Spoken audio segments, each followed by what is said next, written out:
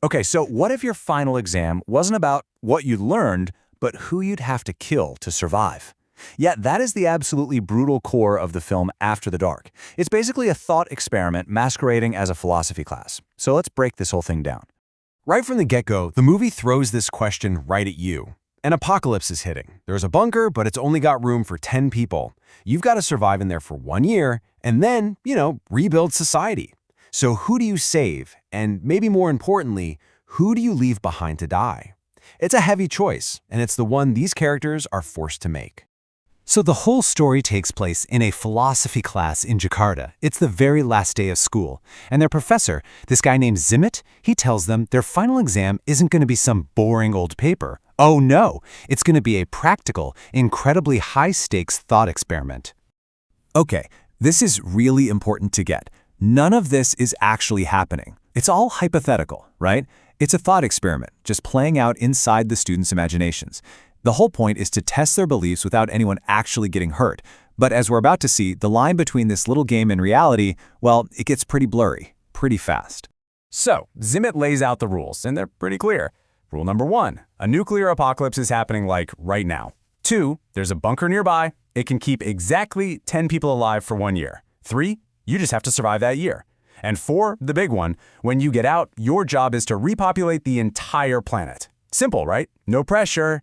All right, for their first go at this, the group, with Zimit leading the charge, tries to solve it with just cold, hard logic. Their whole philosophy is about utility. In other words, who is the most useful?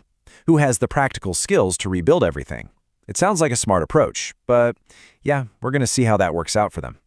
And the choices they make are, well, they're harsh. You've got the farmer, the engineer, the doctor. They're in. Obvious, practical skills, right? But then you have the poet, the fashion designer, the real estate agent. They're out. If your skills aren't considered essential, you're left behind. It's absolutely brutal, but from a purely logical standpoint, it kind of makes sense. And this is where Zimit takes that logic to a really, really dark place. When the group decides to leave the poet behind, he doesn't just let her go. He shoots her. In his justification, he calls it a mercy killing. To save her from a slow, awful death from radiation poisoning. I mean, wow.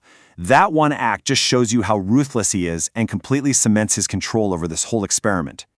But of course, this super logical approach completely blows up in their faces.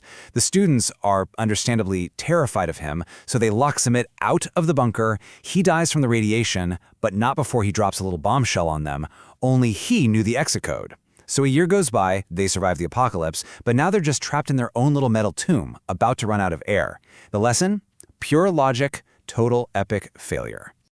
Okay, so back in the real-world classroom, Zimit hits the reset button. Time for round 2, but this time he adds a pretty nasty twist. He wants to see what happens to all their perfect, cold logic when you throw in the messy, unpredictable factor of, well, being human. And this new variable, it changes the entire game. Now, each student's job card also has a hidden secret on it, something that could totally mess with the group's survival. Suddenly, the decisions aren't just about, can you build a house? It's about your character, your health, all these messy personal secrets.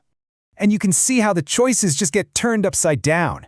Take James, the farmer. He's still super valuable, but his secret is that he's gay, which, complicates the whole repopulate the earth thing. And the doctor, who was a no-brainer before, now she's out because her secret is that she's carrying a deadly virus.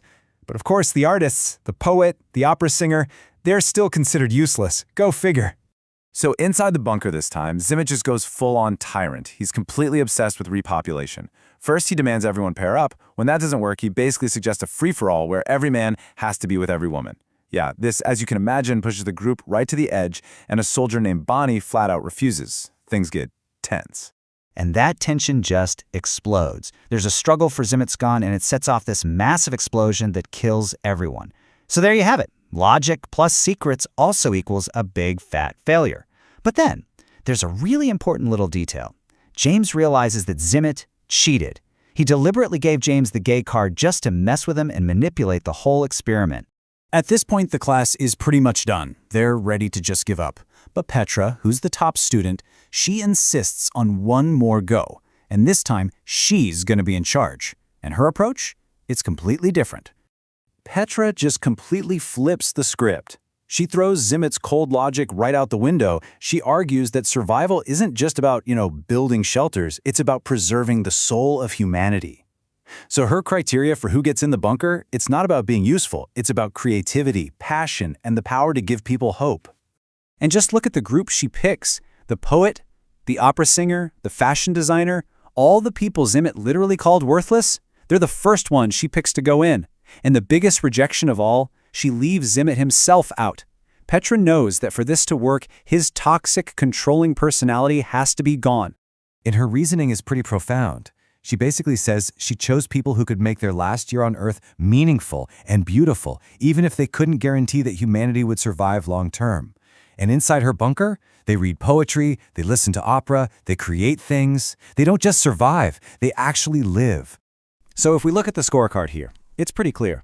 Zimmet's 2 attempts, both based on pure logic, catastrophe. Petra's 1 shot, guided by humanity and art, a year of hope and meaning. It seems like we have a winner, right? The only successful strategy. But hold on, the story is not over yet. Yeah, just when you think you've got the lesson all figured out, humanity over logic, the movie just pulls the rug right out from under you. In the last few minutes, the entire thought experiment is suddenly seen in a completely new light. So you really have to stop and ask yourself, after setting up 2 scenarios designed to fail while Petra succeeded on her very first try, what was Zimmet's real reason for this whole exercise? Because it turns out the truth wasn't in the philosophy. The whole debate, logic versus art, utility versus humanity, it was all just a smokescreen. It was all about something much, much more personal. It was about a secret relationship. Yep, here's the twist. We find out that Professor Zimmet and Petra, his best student, are having an affair. And this entire final exam, it was just Zimmet's twisted, messed up way of lashing out at her, of trying to prove that her feelings for another student, James, were a mistake that would lead to disaster. So we cut back to the real world for the last time. Class is over. Petra breaks things off with Zimmet for good and leaves with James. And the very last thing we see is Zimmet all alone in his room with a gun on his desk. The screen fades to black, and we hear a single gunshot. And that leaves us with this one haunting question. Was any of this really a deep philosophy lesson about the best way for humanity to survive? Or was it just the dark, destructive fantasy of a jealous lover who lost an argument? The movie doesn't tell you. It leaves that for you to figure out.